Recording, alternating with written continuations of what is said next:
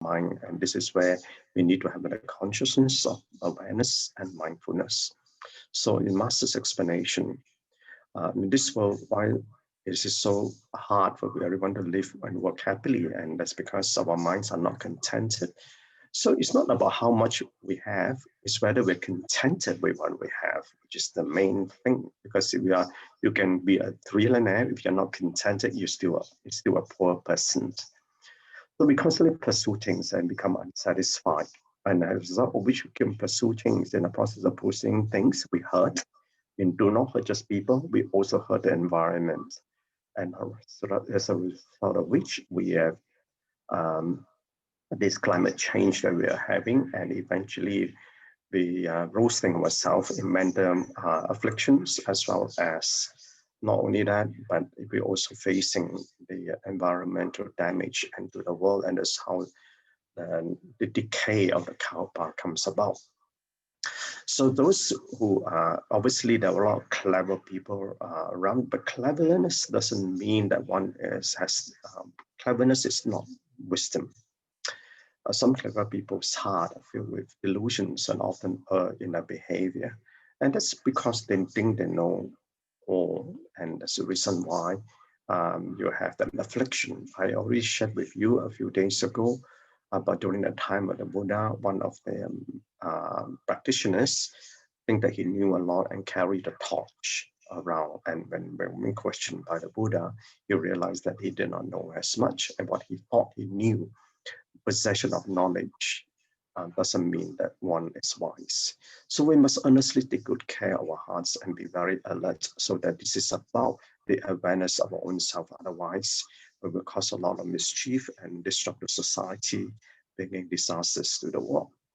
So the Buddha, therefore, to understand all these things about how afflicted we are, so the Buddha thought about the suffering and the problems we have with people and with the world, so they understand the truth of suffering and the result of that. But then we can understand the cause of suffering, and then we can understand why we need to stop the cause. So the three major calamities, the earth, fire, and wind.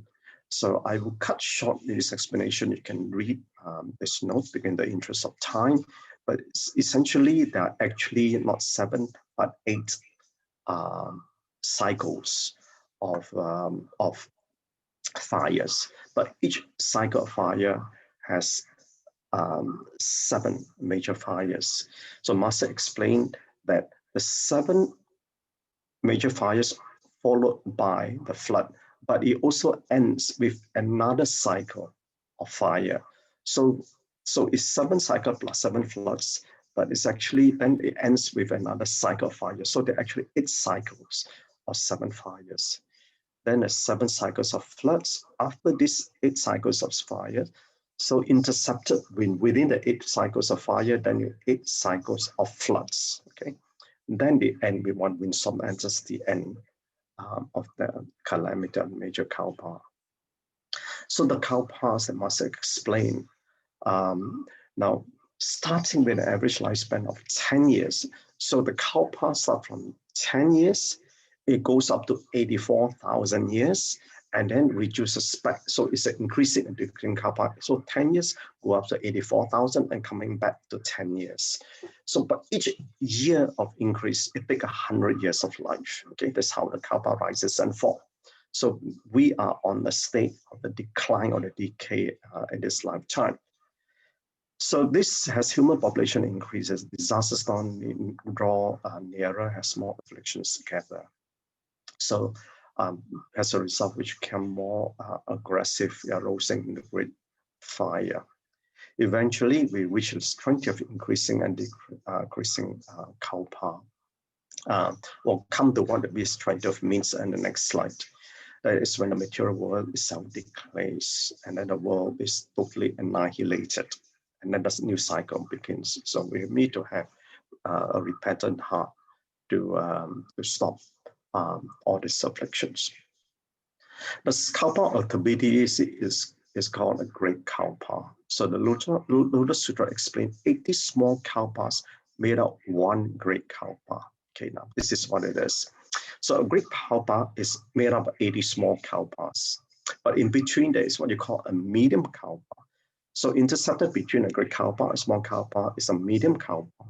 But 20 small kalpas make up medium kalpa. So you think, so that is where the 20th comes in, right? To make up one medium kalpa. But so therefore you take 20 divided by 80, then therefore 4 medium kalpas make one great kalpa. Now, this is next one I'm going to show it to you. This is the workings that I ran through, and it is in line with what Brother Joe explained some time ago. So, but I have a question here because it doesn't tie up with what Master said a few days ago. See, one small kalpa, right? My Master explained. The age rises from 10 years to 84,000 years, right? But each year of increase take 100 years. So you multiply by 100. You need to multiply by 2, there's a rising and a decreasing. So therefore, one small kalpa by mathematically works out to 16.8 million years. But one medium kalpa, there are 20 small kalpa make one medium kalpa. So you multiply 20 can do to 330, about 336 million years. Then one great kalpa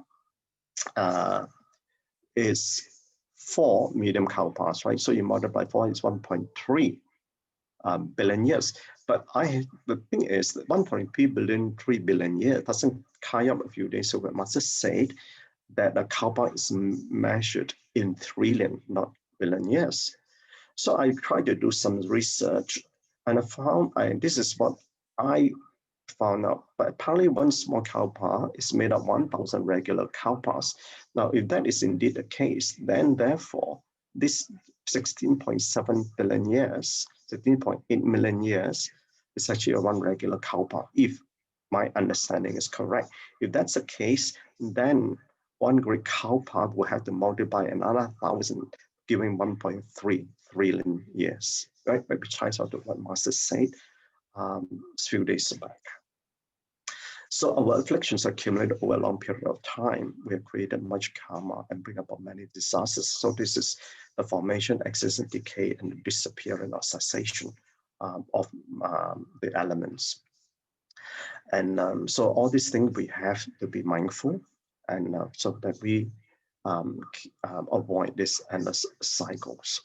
So the lessons learned. Life is not filled with poverty, illness, suffering, and hardship. And it's about the small calamity Master mentioned about the famine, the pestilence, and the other thing was the famine, the pestilence, and one more it was, I can't remember what it was. So we must make use of our time to exemplary transform sentient beings. So now that know what it means, we have a early knowledge and cleverness, we should know what it means. So cleverness doesn't mean wisdom, so we got to be very mindful of that, so we shouldn't be afflicted by the possession of knowledge. And we must remain humble. So in this evil world of high stupidities, we must be vigilant. So otherwise it will be possessed by our own ignorance. So in contemplation, the life is a momentary existence in practice and a transient state of spiritual development in the kalpa, which must be well seized to be in diligent practice. So our life is just a very small moment. And so this transient state that we have is between birth and death. And this is the time of our mind stream. So life becoming unfold, and there are many lessons to learn, debts to repay, and responsibilities to fulfill. And these are all our 3 karmas that we're facing this transient state of life that we have.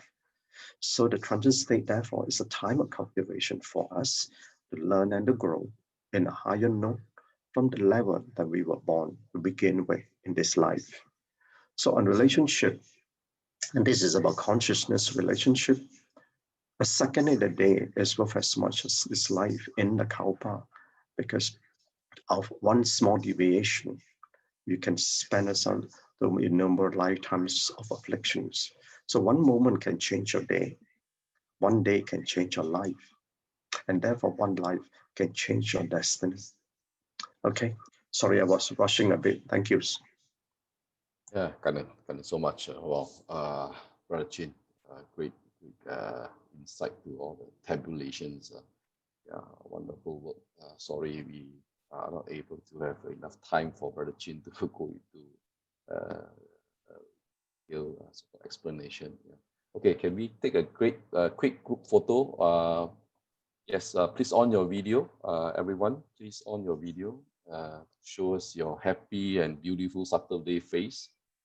Yeah, welcome all the lovely bodhisattvas from all over the world. Yeah, join us today with our honorable brother Pascal. Yeah, I think Master will not be able to recognize you with the beautiful beard that you have grown.